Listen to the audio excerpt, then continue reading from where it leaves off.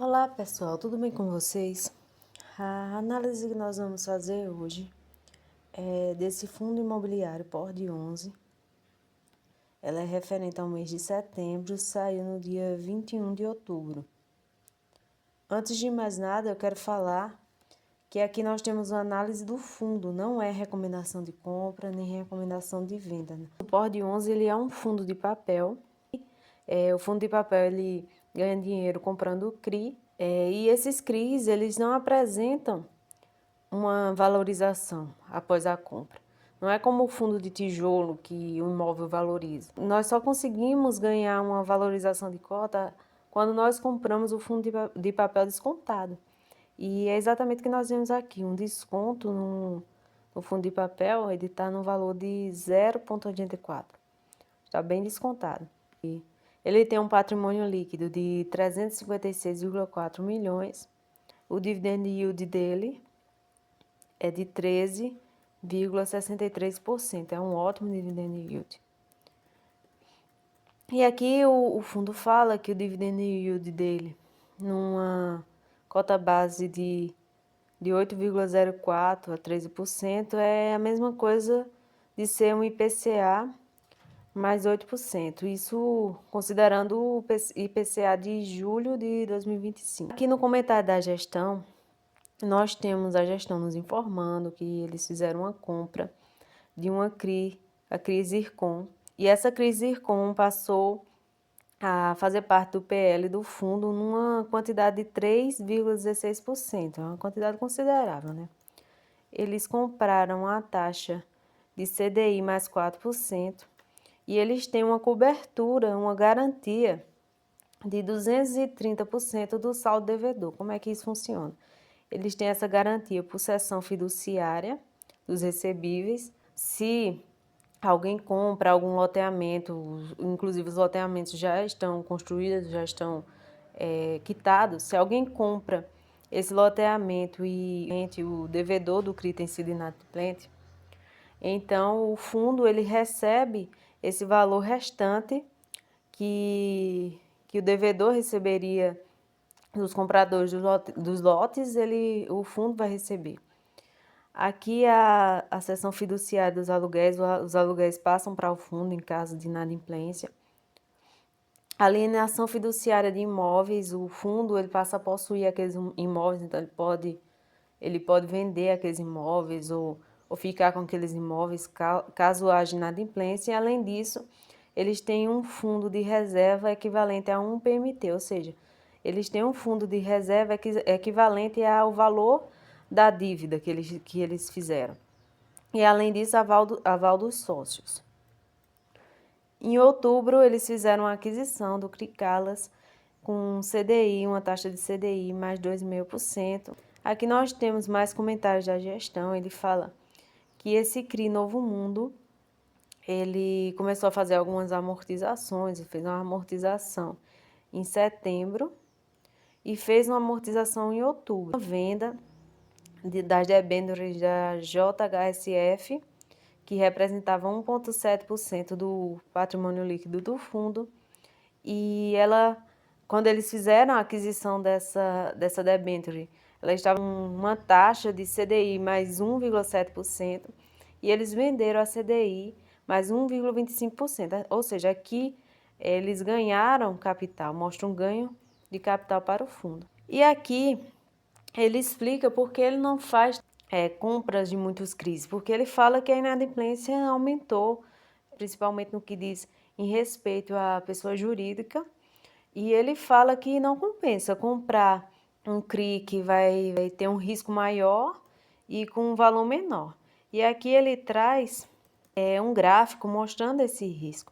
Ele fala que se ele comprar um CRI no IPCA menor do que 7%, na verdade vai ter um prejuízo se for comparar com o risco de inadimplência. Na verdade, eles vão ter um prejuízo, então ele prefere comprar esse CRI que tem um IPCA maior que 7%. E aqui nós temos a análise de sensibilidade. No dia 30 de setembro, ele fala que o POR 11 estava 8,04.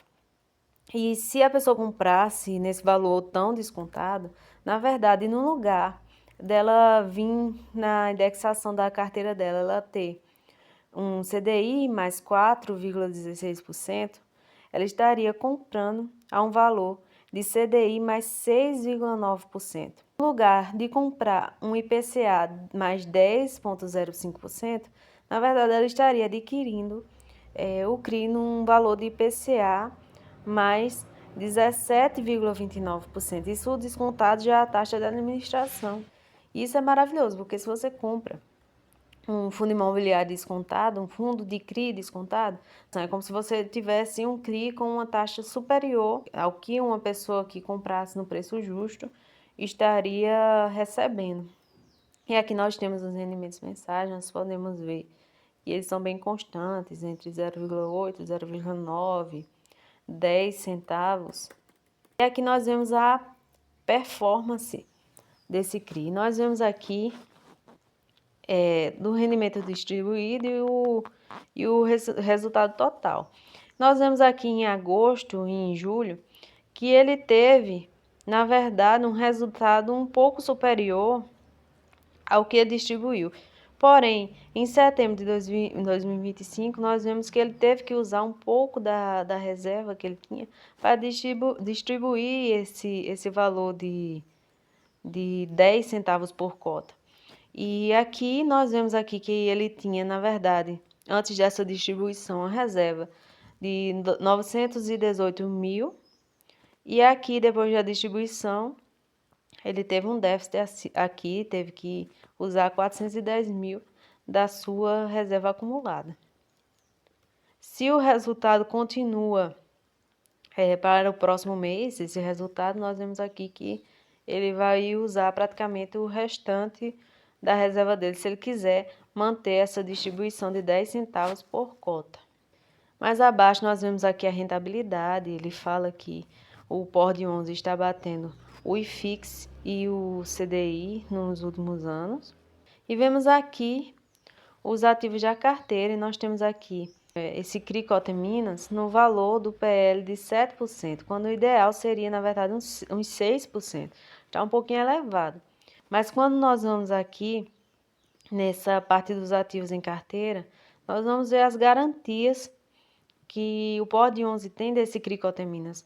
Nós vemos que ele tem, apesar da exposição, ele tem muitas garantias. Alienação fiduciária, cessão fiduciária de recebíveis, a fiança, fundo de liquidez, ou seja, tem bastante garantias com relação a esse CRI Cota Minas. Então, essa exposição a 7% não é tão preocupante, porque se tiver inadimplência, o POR de 11 está bem garantido, ele está bem respaldado, né? E aqui nós vemos a composição do portfólio, aqui nós vemos o caixa, que é uma das principais reclamações dos acionistas do POR de 11, ele sempre tem um caixa um pouquinho mais elevado que os outros fundos imobiliários de papel, mas o próprio POR de 11 ele fala que não é o momento de comprar tanto CRI, e que ele prefere se respaldar, guardar um pouco esse dinheiro no caixa para que ele possa futuramente comprar CRIs com mais garantia, com mais proveito, um CRI que vai trazer mais rentabilidade. Quando faz a comparação da rentabilidade e do risco, esse CRI vai trazer mais rentabilidade. Como nós temos aqui, que ele tem maior exposição em renda urbana e ao setor corporativo. E aqui no final do relatório nós vemos alguns dados gerais do fundo e nós vemos aqui o patrimônio líquido, um patrimônio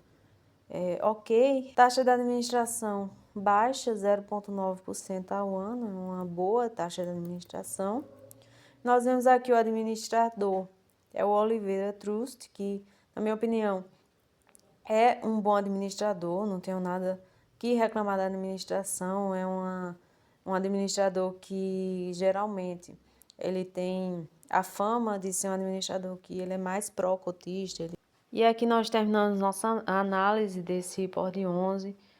Você decide se você quer comprar, se quer vender, se quer manter na sua carteira. Eu, por exemplo, eu tenho o POR de 11 na minha carteira, eu acho um fundo maravilhoso, ele tem bons pagamentos de dividendo, apesar do caixa dele ser um caixa elevado, mesmo assim me parece um bom fundo para se estar investindo, estar descontado, isso é maravilhoso, porém não é recomendação de compra. E se você gostou do vídeo, se inscreve no canal para receber mais análises de fundos. Se você tem um fundo específico que você quer que seja analisado, coloca nos comentários.